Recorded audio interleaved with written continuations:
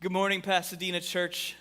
So good to be with you in this format. The wonders of technology allow me to be here preaching with you while I'm somewhere else, so we can be two places at once. Next week, I will be with you preaching in person, but I wanted to make sure that we continued on with our Lost Letters series as we explore the letters of 2nd John, or 1st, 2nd, and 3rd John together. And today we are in the second chapter of 1st John. And it's a text that kind of on surface reading seems like it's saying one thing, it's emphasizing one particular point, but I think that once you dig into it, it gives us a glimpse into a reality that is much bigger and much more life-giving, both for ourselves and for others. One of the great and beautiful and sometimes terrible things about being the age that I am is that I was kind of in the original target audience for social media, which meant that all of the kind of major social media platforms that exist in the world today, I was part of their target audience in the beginning, so I signed up early for them. And so what it means is that sometimes today when I log on to social media, it'll show me all of these things that I have posted or said or done whatever over the past several years since social media first really became a thing. And sometimes this is a good thing, because sometimes it shows me when my kids were small. It reminds me of places I've been, things that I've done. This week I took my daughter and I went to training camp for our favorite NFL team. And then the next day I logged on social media and it showed me when we did the same activity 4 years ago. And I'd kind of been able to see how much she's grown over that time. So this is a good thing. This is a beautiful thing that having had social media for a long time kind of shows me. But there are other times where social media shows me, hey, you used to have these opinions, you used to say these things, you used to just kind of throw it all out there, not thinking about it, where I look back and say, wow, I don't think that anymore, or I really should have said that differently, or maybe I shouldn't have said that at all. And it reminds me that there were a lot of times that I was very comfortable saying things that I would not have said at all today, that somewhere enshrined forever in the coding of social media platforms is the fact that I had very little understanding of some things, but still had very loud opinions on those things. And a lot of times when I see those memories, and it forces me back to thinking about those things that I used to say, it forces me to reflect on the way that my thoughts and my opinions on things have sort of developed over the years on lots of different things, but especially the way that my opinions have evolved and kind of developed on things in this religious kind of space. As I reflect on kind of my journey, I grew up in a church and in a religious situation that put a premium on the idea of obedience, where you're talking about faithfulness to God, faithfulness to His commandments, and especially the commandments that make us as Seventh-day Adventists unique in the Christian world. And I'm not saying that's a bad thing in any way. I'm just saying that was the focus of the religious experience that I had growing up, that obedience and being faithful to those things was the only thing that mattered. It's the thing that kind of defined the journey. But it was something that I heard constantly in the church that I grew up in. It was something that I heard constantly in the schools that I went to as a kid, that my relationship with God, how I related to God, was framed through the lens of obedience to God, obedience to the commandments of God. And faithfulness to God and faithfulness to the commandments of God are certainly a beautiful thing. I'm not denigrating them in any way. I'm not trying to say there's anything bad about them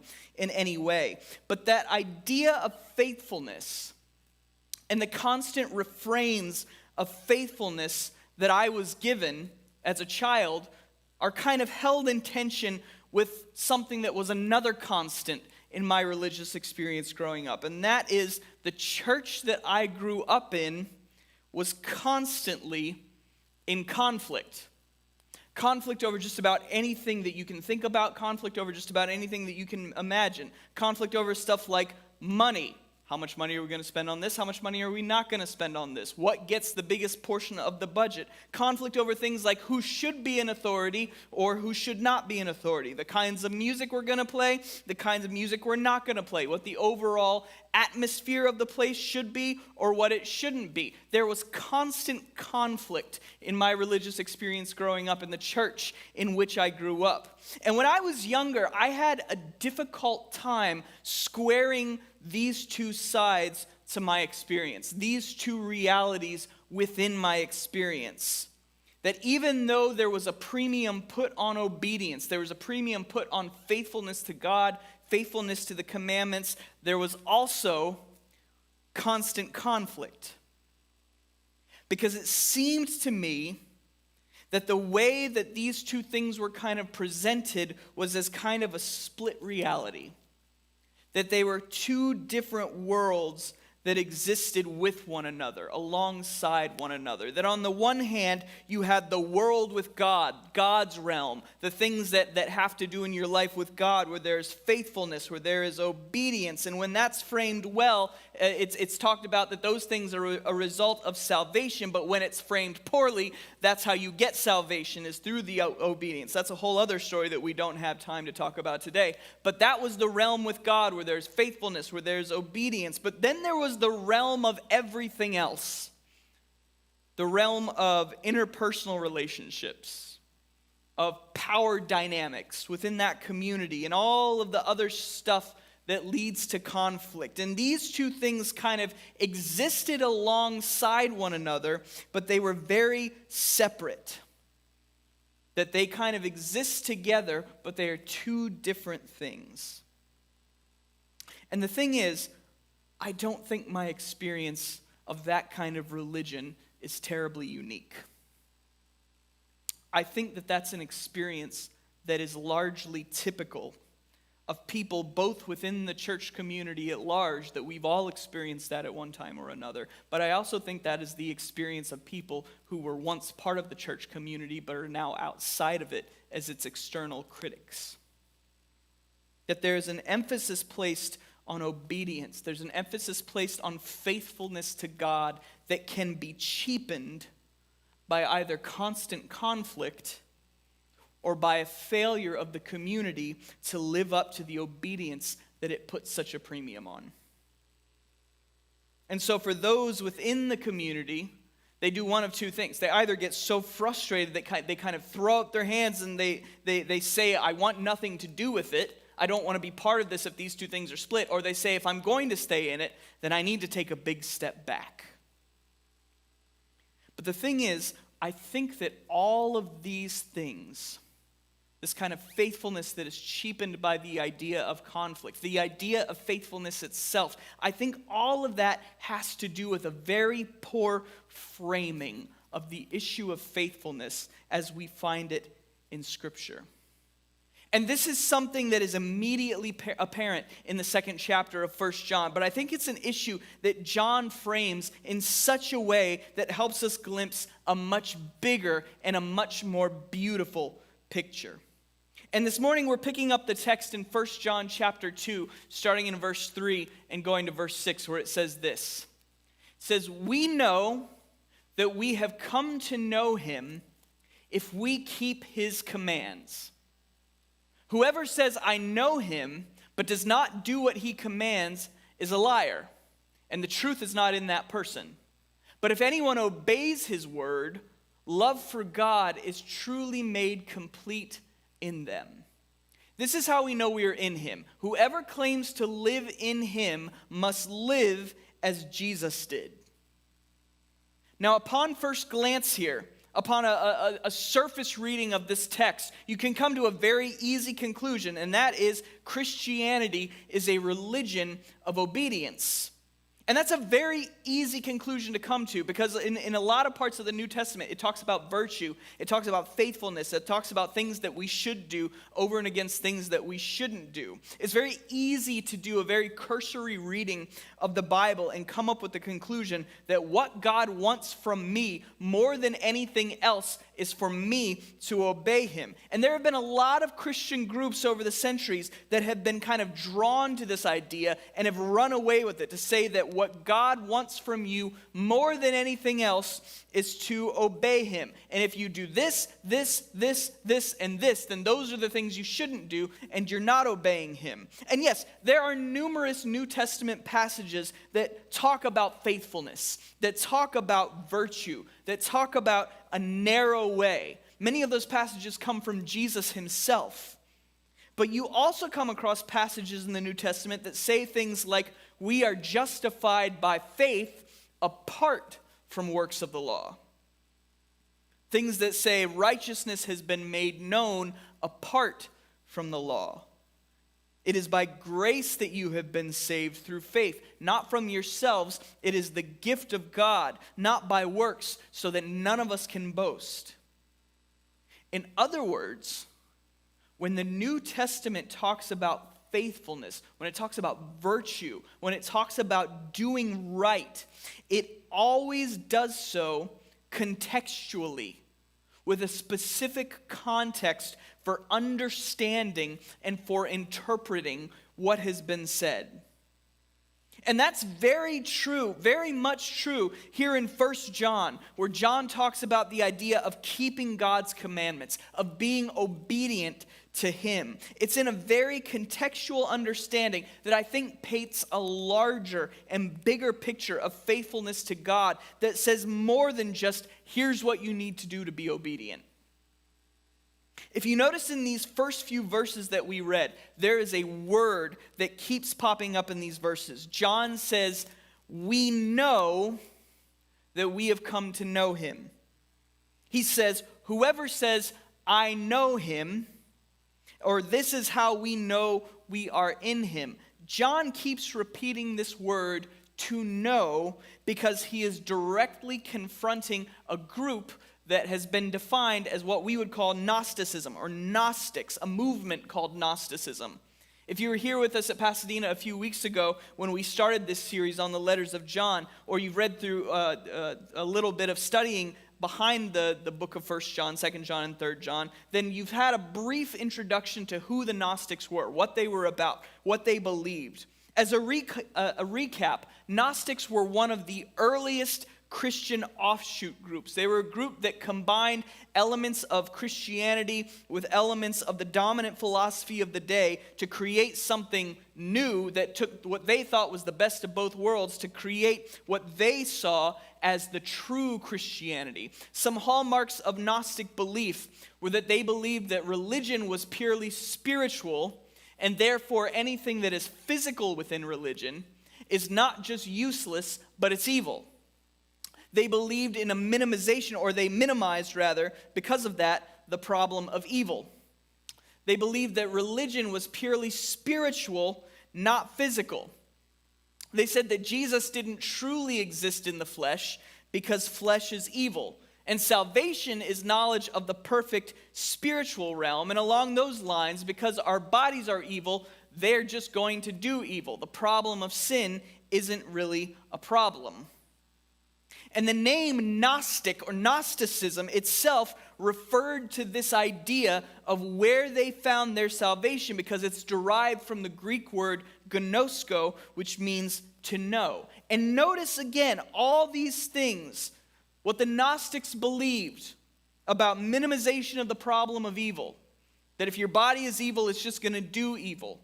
That the problem of evil isn't really a thing because we're concerned about the spiritual realm of moving on past this physical existence to something else. Keep all of those things in mind and listen again to what John says in these first few verses of 1 John chapter 2. John says, we know, Gnosticism, right? We know that we have come to know him if we keep his commands. Whoever says, I know him, but does not do what he commands is a liar, and the truth is not in that person. But if anyone obeys his word, love for God is truly made complete in them. This is how we know we're in him. Whoever claims to live in him must live as Jesus did. This is John directly confronting the Gnostic idea of what it meant to know God. John directly confronting the Gnostic idea about the uselessness of the physical world. And John directly confronting the Gnostic idea of the minimization of the problem of evil. Eckhard Mueller writes that in Gnosticism, the emphasis was on mystical experiences or esoteric myths about God and self. Salvation was gained through secret knowledge, not through the death of Jesus. But here in these first few verses of 1 John chapter 2, John says, if you really want to know Jesus, then you will live as Jesus lived. Not in some sort of spiritual, mystical reality, but in the real world. Your faithfulness won't be some mystical, metaphysical reality. Your faithfulness to Jesus will happen here in this real world. To know God, according to this part of the Bible in 1 John, isn't just to receive some knowledge, and once you've received that knowledge, you're all good. To know God means your life will bear witness to God's goodness because you know him. In other words, this is not obedience just for the sake of obedience, where God simply showed us what was good and expected us to now do it because we said, okay, well, this is a good thing. This is the Bible saying that if you know God, then that is something that has to happen in the real world. And the result of knowing God also happens in the real world. This isn't a sitting around waiting for your true spiritual self to be released. This is affirming here in real flesh and blood, in the real world, that there is goodness. That here in the real flesh and blood world, you can, in your life, create real goodness. And if you truly know God, John says, that is exactly what you will do. And then John shows us how this works itself out practically a few verses later in verses 9 through 11. He says, anyone who claims to be in the light but hates a brother or sister is still in the darkness. Anyone who loves their brother and sister lives in the light, and there is nothing in them to make them stumble. But anyone who hates a brother or sister is in the darkness and walks around in the darkness. They don't know where they're going because darkness has blinded them. In other words, knowing God, according to John here, living in the light instead of the darkness, John says all of that comes down to love and hate. And the thing is, love and hate are not spiritual realities. They are not spiritual categories. Love and hate are both very strikingly physical, very strikingly concrete realities. Hate is an incredibly physical reality.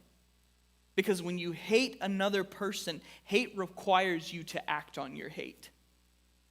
Hate requires you to act on your hate with your words, with your actions. And in the world that we all live in, we are all too familiar with the way that has looked because we see it all the time. It is impossible to live in the world that you and I live in and not see hate as a physical reality and not see the terrible physical damage that hate does in the real world. But on the flip side of that, love is also a physical reality. Love also expresses itself through words. Love also expresses itself through action. Love also expresses itself through intent. There are things that people say to us, actions that people direct towards us that make us feel loved. And in 1 John, John says that is how we know that we know God. Not that we have bought into some spiritual idea, some spiritual reality of God. Not that we tie ourselves up in this mystical understanding of the great beyond. And because we have a few ideas about that, it means we're spiritual and that we know God. For the author of 1 John, to know God means that you allow God to shape and to transform your life in this real world. It means that you allow God to express his love through you in this real world. It means that you, because of how much you know God and how much God has shaped you, you perform acts of mercy, acts of goodness, acts of grace in this real world. It means that you love in this real world, even when love is hard. It means that you continue to bring to real fruition, real goodness, and real love in people's lives. And here's the thing. This is more than just simple obedience. This is more than simply just doing what you are told.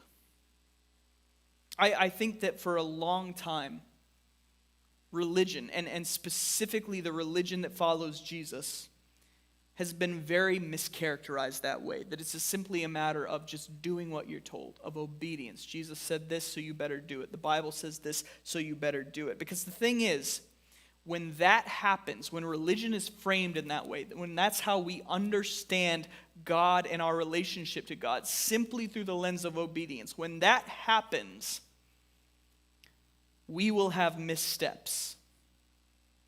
Without a doubt. Every single one of us. There will be times when we do not live up to the obedience that we say is the primary thing. And when we have those missteps, if we can only relate to God through obedience, then those missteps, they can become a source of discouragement for ourselves, but they can also become a very fair source of scrutiny for the outside world. Because when faithfulness within the Christian religion is framed as just this thing that you are supposed to do because of some spiritual reality that there is out there that you've bought into, when you fail to live up to that spiritual reality, when you fail to be obedient, then it becomes this internal crisis. Without a doubt, every time it becomes this internal crisis where if you only relate to God through obedience and you've had a moment where there's a lapse of obedience, then you begin asking yourself questions like, am I not spiritual enough? Why am I not living up to this thing that God has called me to do? Why am I not doing the things that I'm supposed to do? It becomes this existential crisis within ourselves if we only relate to God through the lens of obedience. But then externally, for those outside the faith, they look at us within the faith and they say, well, if that's how you're acting, if you say there's a premium on obedience, but I see you being anything but obedient, if that's how you're conducting yourselves, if that's what you're doing, then why should I believe in this spiritual reality that you say you believe in? And the thing is, I think that all of this comes from a fundamental misunderstanding of where we begin the whole conversation. And that is, if the conversation begins with a spiritual reality that is supposed to manifest itself in the real world, there will always be a disconnect. Because there will always be a disconnect between the spiritual and the real. There will always be a disconnect between the physical, concrete, real world and a spiritual reality. There is always a gap in that conversation. That's why in this part of the Bible, John does not begin the conversation there. John doesn't talk about the spiritual world. John doesn't talk about the spiritual realm. John doesn't talk about spirituality. He says that which we saw. that which we heard, that which we touched with our own hands. Jesus, he was here among us, living, showing us what goodness looked like with his life, creating goodness with his life in the real world. And when Jesus calls us to be faithful to him, he calls us to create real goodness with our lives in the real world. That's what it means to be faithful to Jesus. That's what it means to be obedient to Jesus. And John tells us here, it begins with loving one another. Loving one another through conflict.